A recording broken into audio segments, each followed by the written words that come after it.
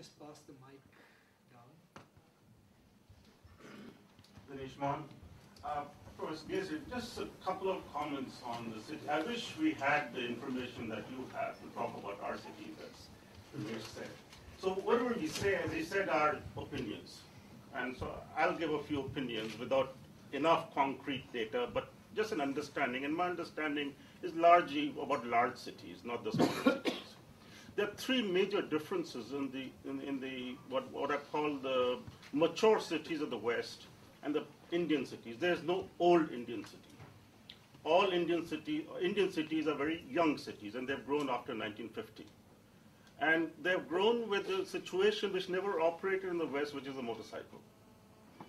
And therefore, the West the middle class did not have a such a large proportion of middle class did not have a private vehicle well into the 1950s. But at very low income levels now, we have personal vehicles, and the motorcycle has changed the form of the city. So the sprawl of Delhi is not like LA. The sprawl of Delhi is 40 cities within one city, and people don't go from everywhere to everywhere like LA. We go short distances, including Delhi, which is large. More than 50% of trips are less than 5 kilometers.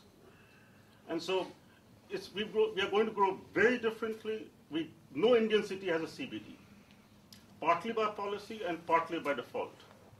And so we will not need long trips, except for a few very rich. Only the highly educated need long trips.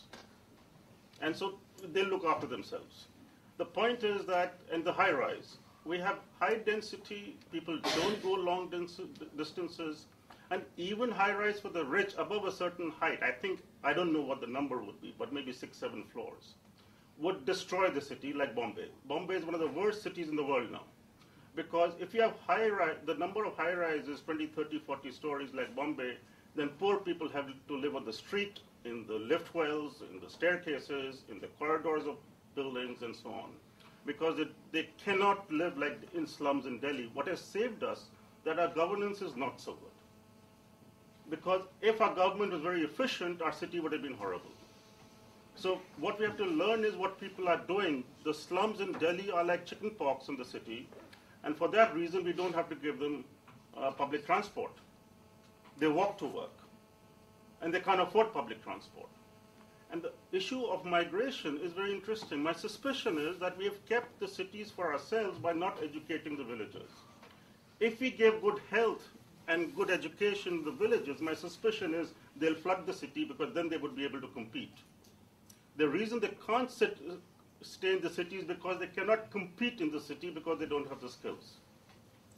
And for example, I do a lot of work with various sectors. I'll just take one sector, which is the three-wheeler driver. They tell us they keep their children in the village because they cannot afford to educate them in the city. He lives in the city and earns 6,000 rupees a month, and 6,000 is not enough for him to maintain a family here. So there are a large number of issues which we'll have to learn about our cities, and I think we should let the cities be right now without making too many policies. Let the people do illegal things, because by doing illegal things, we are making life nicer. Until we understand what the processes are, it'll be difficult. And then I come to my last point about your graphs. What fascinated me about all your regressions is, I would like to understand if you draw an envelope around your regression, the bottom line and the top line. I would like to understand what is the relationship between, why does the bottom line exist, and why the regression is not so interesting for me, because the ratio between the bottom line of the envelope and the top line of the envelope is a factor of 3 to 5.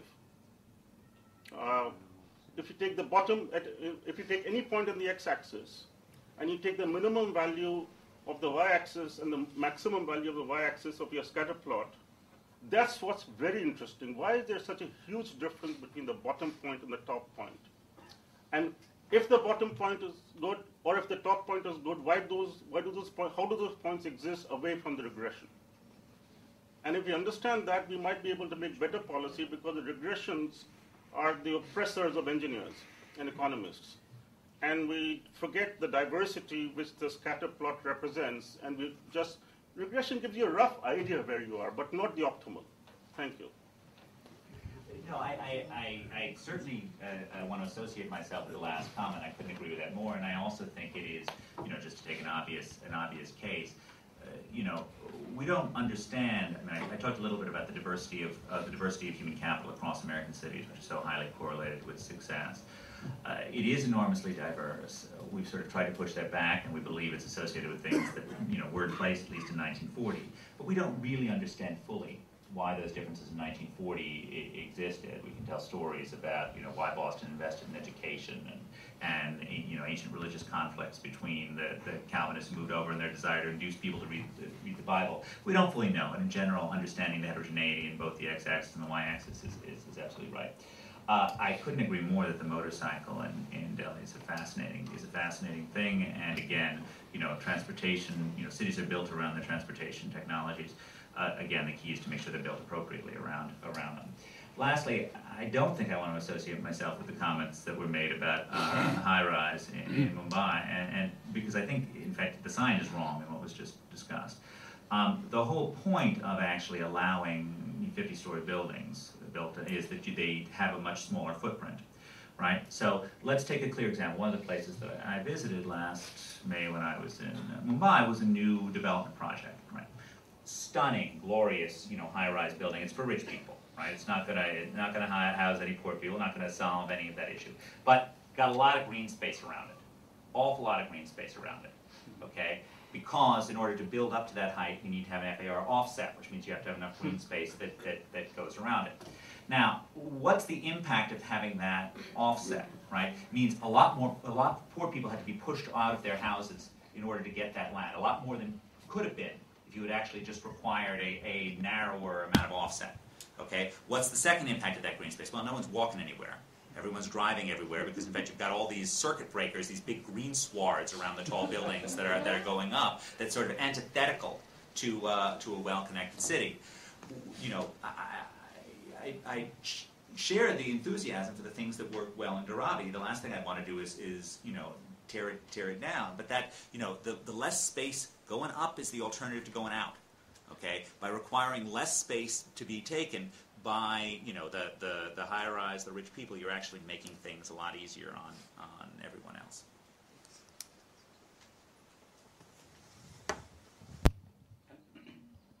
My name is P.K. Mohanty. I'm in the government of India.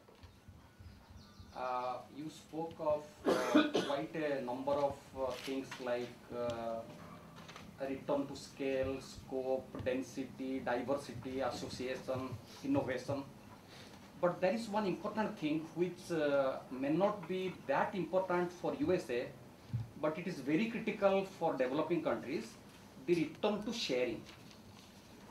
Much of the agglomeration economies in developing countries, in the current context, you can attribute to the scale, the public good, the sharing of the public good.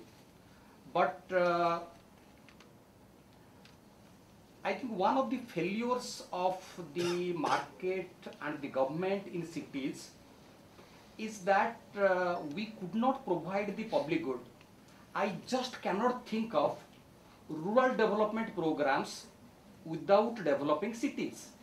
Because the cities, through agglomeration economies, through resources, they generate funds for both urban development and rural development. Do you think lack of focus on cities in countries like India, they have not only immiserized the cities and also the villages? Because perhaps had we developed our cities as very strong centers,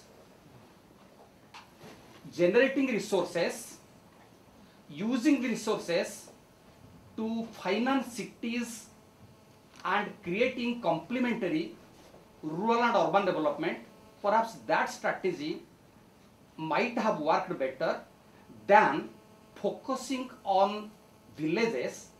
But where do you get resources for financing these villages? It is only, in fact, we made a study on Hyderabad.